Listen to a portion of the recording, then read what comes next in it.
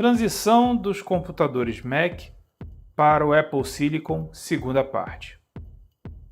Na primeira parte, nós falamos sobre o histórico que foi a transição dos computadores Mac, dos processadores PowerPC para Intel.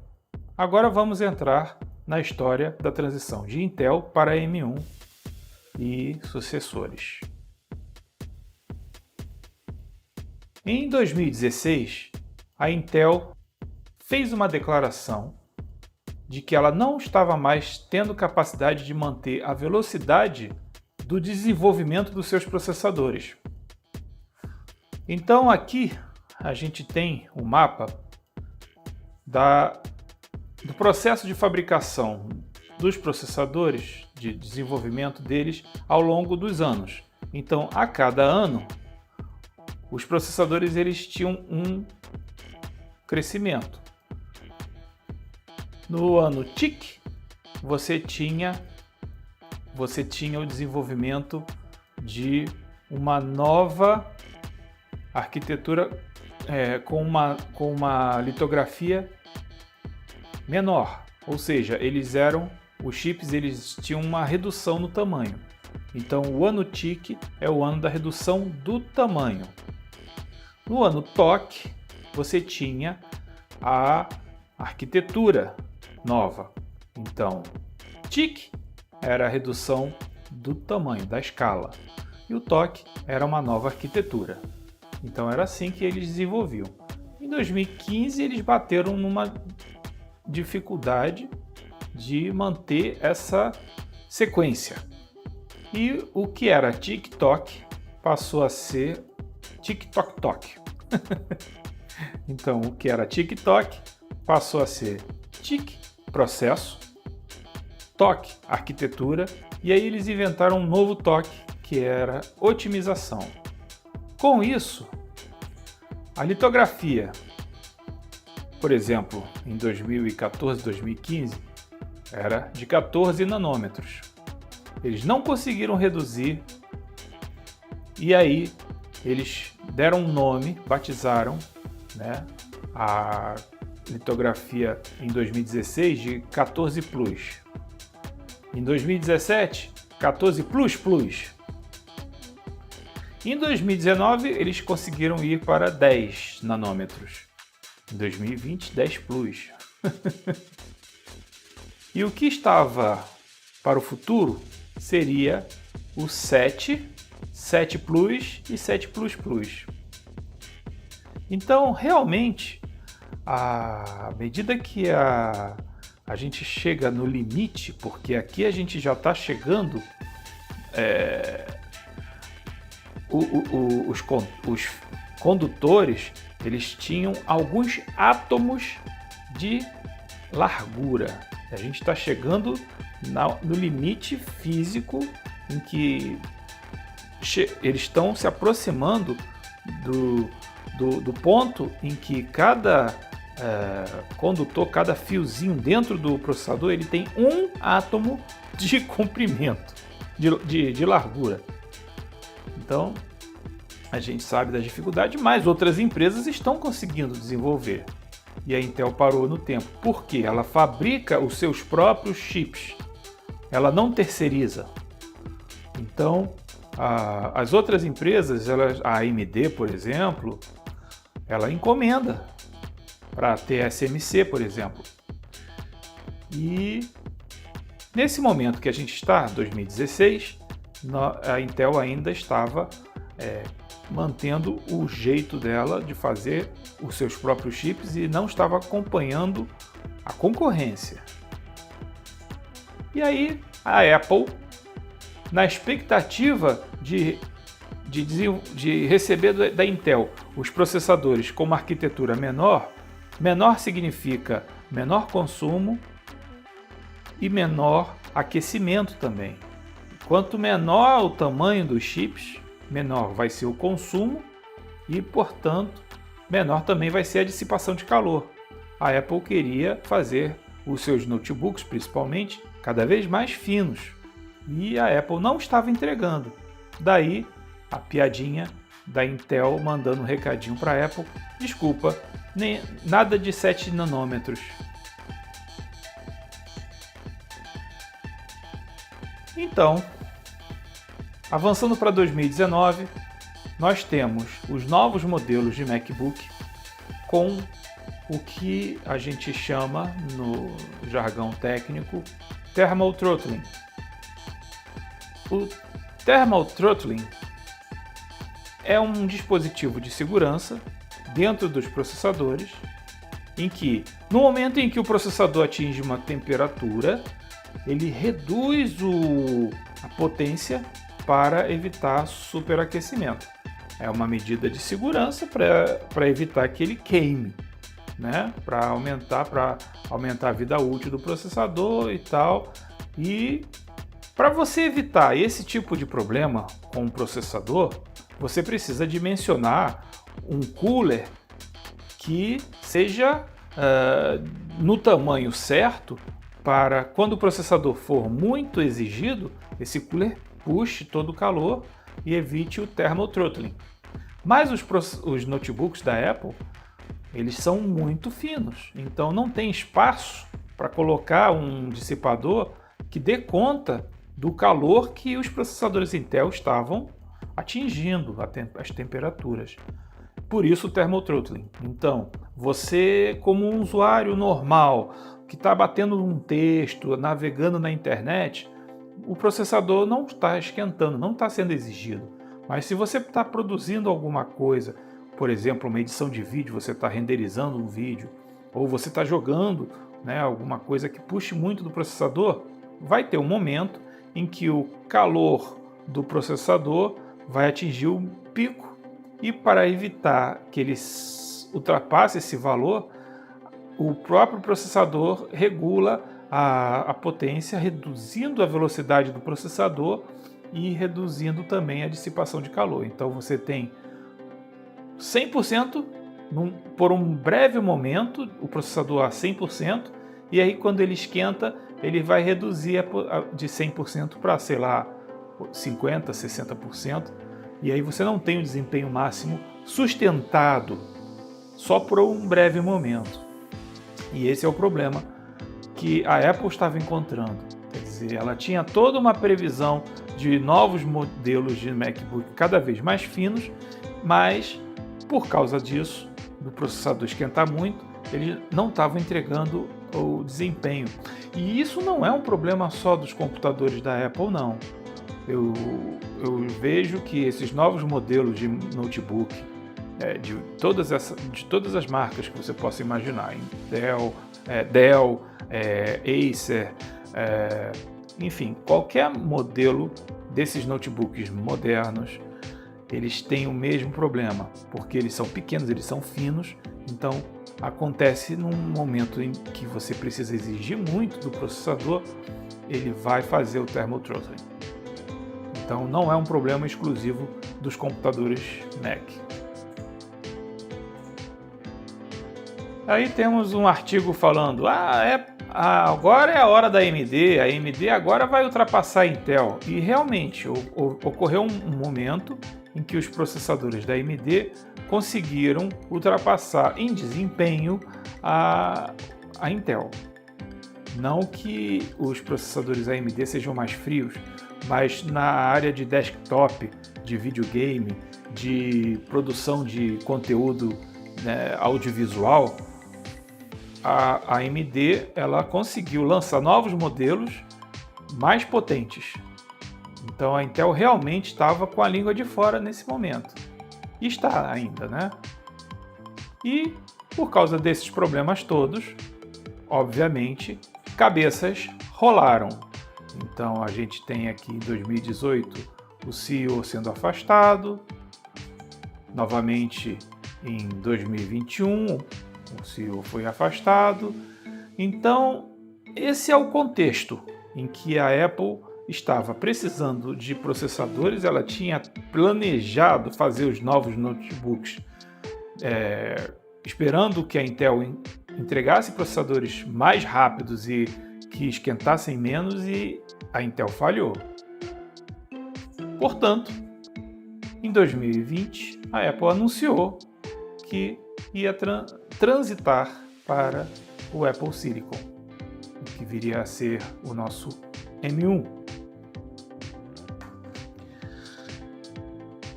Portanto, em 10 de novembro de 2020, tivemos o lançamento dos primeiros Macs com processador M1. Então, os lançamentos foram um novo MacBook Air, um MacBook Pro de 13 e o Mac Mini com o processador M1.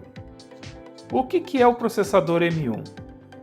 O processador M1 é o chip usado nos iPhones, desenvolvido e alterado, vamos dizer assim, né? Modificado para utilizar o sistema macOS. Então, vamos ver aqui, ele já, 5 nanômetros, a Intel derrapando nos 10 nanômetros, o M1 já veio com 5 nanômetros. Quer dizer, é por esse motivo que a Apple tomou a decisão acertada de mudar para o seu próprio chip. Até porque ela vai economizar, né, vai ser muito mais barato para a Apple, porque ela não vai precisar pagar royalties para a Intel, nem ficar esperando um processador que nunca fica de acordo com o que era esperado, do que foi combinado. O detalhe é o seguinte: igual ao iPhone, você tem no mesmo chip o processador e as memórias soldadas nele. Muito bem. Memória unificada, ou seja, essa memória é a mesma memória usada para RAM e para o vídeo, para os gráficos. Então, a CPU, processador, GPU e a memória com barramento que é usado igualmente tanto para um quanto para outro. E aí temos algumas coisinhas a mais, o Neural Engine e outras coisas que vão sendo acrescentadas ao processador. Então tem coisas que o processador vai fazer, tem coisas que a placa de vídeo vai fazer e tem coisas que vão ser feitas por outros módulos. A arquitetura passa a ser descentralizada, não é mais a arquitetura monolítica. Processador, placa de vídeo. Agora você vai ter processadores menores especializados para determinadas tarefas. Isso é uma coisa que é impossível fazer com processadores da linha x86 ou x64, Intel, AMD. Os processadores Intel e AMD são processadores para um uso muito vasto, assim, multipurpose. É para você usar para várias coisas. Ele não é especializado em nada. Ele ganha por força bruta. E aí eles botaram no M1 8 núcleos, são 8 cores de processador, e você tem o GPU de também 8 cores. Esse foi o primeiro M1. Então aqui tem uma performance muito boa, com baixo consumo, melhor performance por watt. Aqui tem o Neural Engine. Ok, então é uma visão. Eu ainda vou falar detalhadamente sobre o que é o M1, mas vai ser em outro vídeo. Acompanhando o lançamento dos notebooks com o M1, foi lançado o novo macOS Big Sur, compatível com os processadores Intel, com os Macs antigos e com o novo sistema, com o novo processador M1. Então, você vai ter o mesmo sistema rodando para os dois tipos de arquitetura. E aí, a mesma história que a gente viu no vídeo passado vai acontecer aqui. Como é feito essa transição, levando em conta o lado do software. Então nós temos novamente a arquitetura universal, os aplicativos escritos tanto para Intel quanto para Apple Silicon M1. Então, os desenvolvedores de software, estão passando por essa transição usando o compilador da Apple e escrevendo na hora de gerar o programa tanto no código Intel quanto no código M1. Rosetta 2 igual a Rosetta, mas agora o que o Rosetta 2 vai fazer? Você tem um Mac com processador M1 e você quer rodar um aplicativo que está escrito apenas para Intel. Então o Rosetta 2 você vai instalar no Mac e vai poder rodar um aplicativo Intel dentro do seu M1. Agora a gente também tem a inovação que é poder rodar aplicativos de iPhone e iPad dentro do Mac. Então o M1 ele vai juntar três coisas. Ele vai permitir rodar os aplicativos feitos em código nativo de M1, universal, tanto faz se for universal ou nativo, né?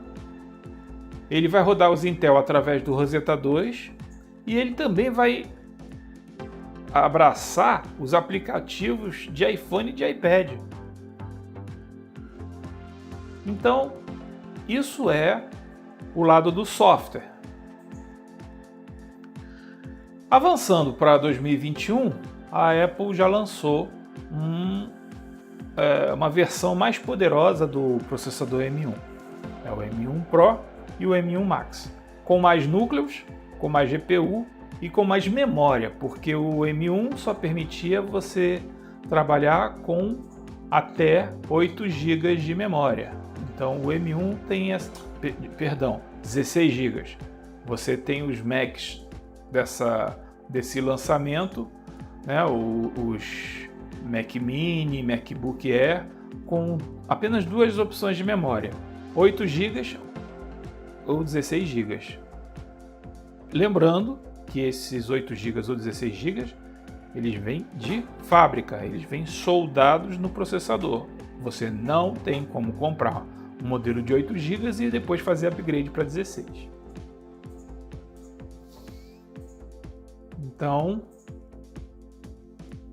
M1 Pro e o M1 Max.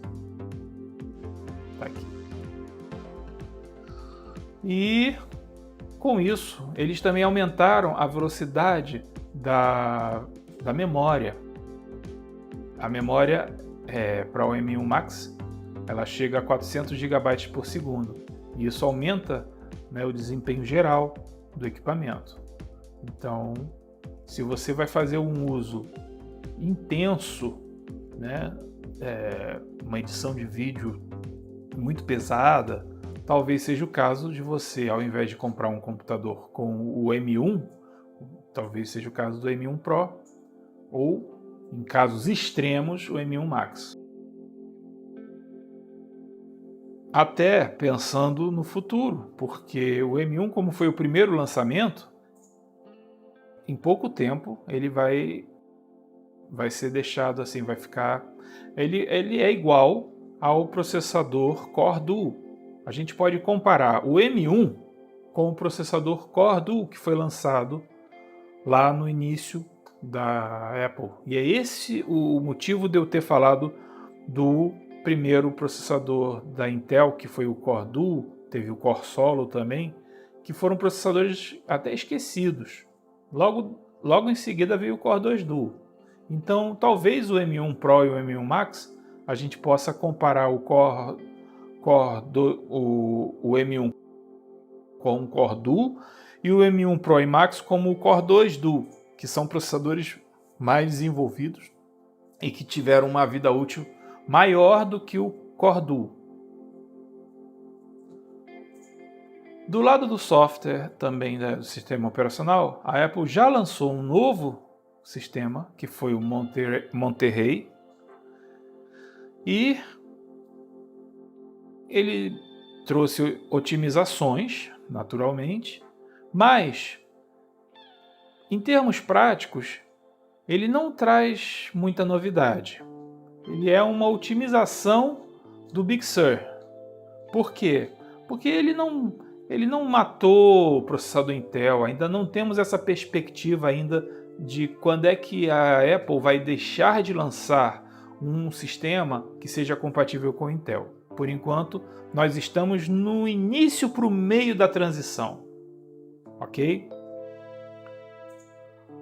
Aqui eu quero falar sobre a arquitetura dos processadores da Apple. Esse aqui é o primeiro processador do iPhone, o APL098. Eu quero chamar a atenção do seguinte: a arquitetura Intel, todo mundo sabe, foi lançado pela Intel com 8088, 8086. Foi sendo desenvolvida até hoje, né? Então, até hoje, você compra um computador, um computador com processador Intel AMD, você ainda pode instalar DOS. Não sei por que você faria isso, mas é retrocompatível. A arquitetura dos processadores da Apple é uma arquitetura ARM. Então, é uma empresa inglesa que desenvolveu lá nos anos 80 o seu primeiro processador ARM e que ela cresceu até o dia de hoje. O processador ARM está em toda parte, o seu celular Android usa processador ARM, a sua Smart TV usa ARM, o que você puder imaginar, até dentro do carro você vai encontrar alguma coisa em ARM.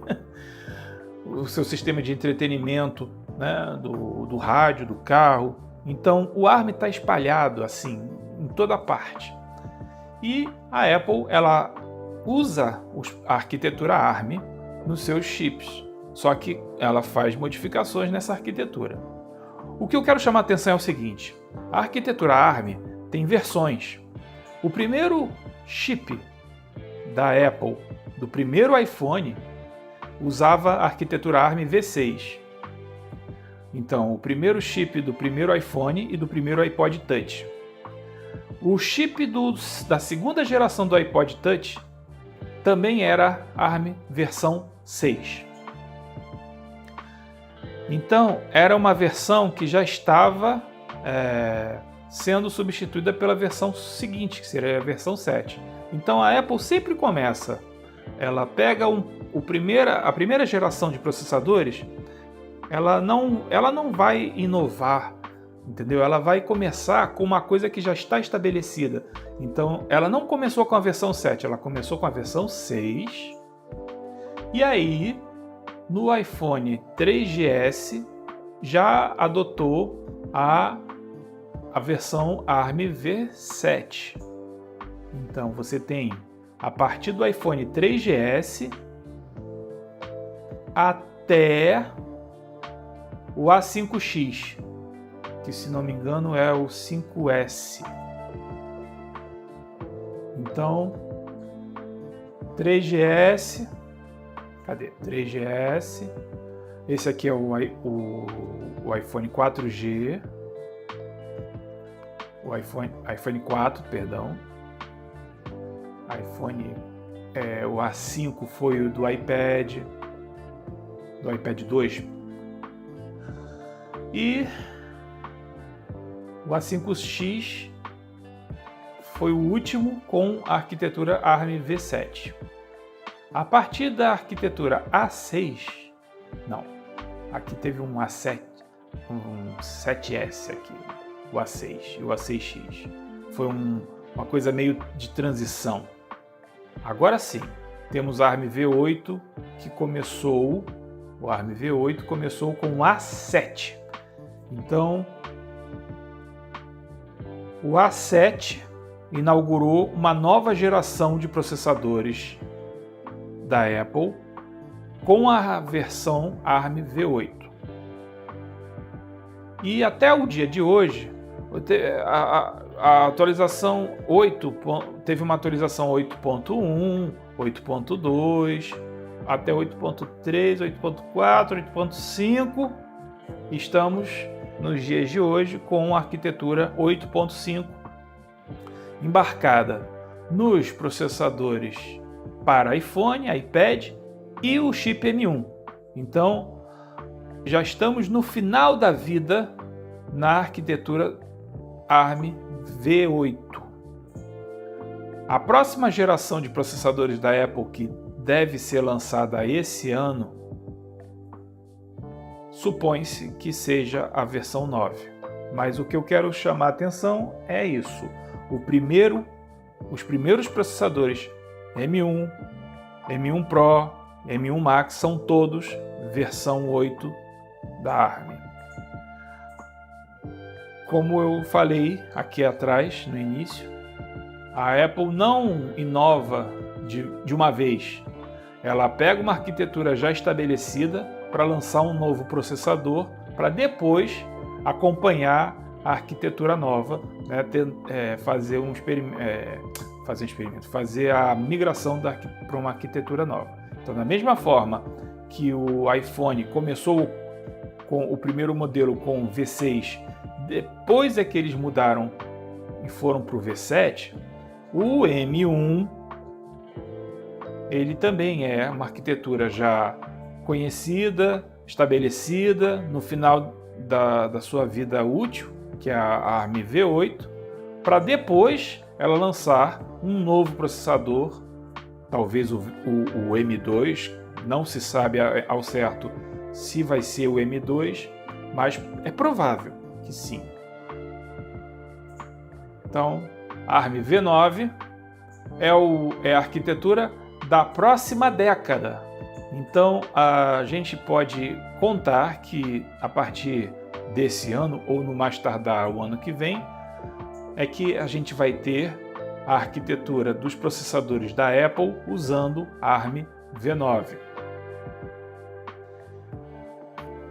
E sempre que tem essa transição, é um salto tecnológico que vai entregar processadores mais rápidos e com menor consumo de energia.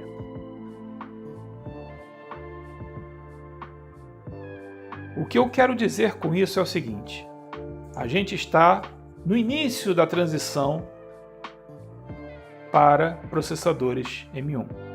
A transição só vai terminar quando a Apple lançar o sistema operacional que não seja compatível com o Intel. Enquanto isso, a previsão para esse ano é o macOS 13, talvez se chame Mamute, não se sabe ainda, não está confirmado, mas ele vai ser totalmente compatível com processadores Intel. Quer dizer, ela vai matar provavelmente alguns modelos de Intel, como ela sempre faz. Ela vai sempre lançando um novo sistema operacional e vai tirando alguns modelos da lista de compatibilidade. Mas ainda vai ter compatibilidade com modelos Intel. Ela ainda vai ser escrita, né, na linguagem universal. Então, aqui eu quero dizer que a previsão, alguns modelos de 2015 até 2014, no caso Mac Mini, Mac Pro de 2013, a expectativa do Mamute ainda não é eliminar os Macs Intel. Então, para quem tem Mac com processador Intel, ainda não é a hora de se desesperar. Ok. Para a semana que vem, existe o evento da Apple, onde ela vai lançar novos modelos. Existe muita expectativa, muita especulação, mas eu sempre digo, Enquanto a Apple não lança, é mera especulação, ninguém pode dar certeza de nada. A gente está no meio de uma crise de falta de chips, isso também está atrasando os lançamentos da Apple. A Apple queria já ter lançado os processadores M2 no ano passado, ela atrasou, né? Então a gente não sabe exatamente o que vai vir. Mas semana que vem temos esse evento com novos lançamentos. E daí para frente é esperar para ver quanto tempo vai levar para a Apple, primeiro, tirar de linha os modelos Mac Intel que ainda estão disponíveis. Segundo, lançar um macOS que seja compatível exclusivamente com processadores M1, M2, que seja, e aí vai fechar totalmente o ciclo de transição. Então nós estamos, pode-se dizer, do início para o meio da transição. Ainda vai levar talvez 2, 3 anos, no máximo, para que esse ciclo de transição Apple se encerre. Muito obrigado e até o próximo vídeo.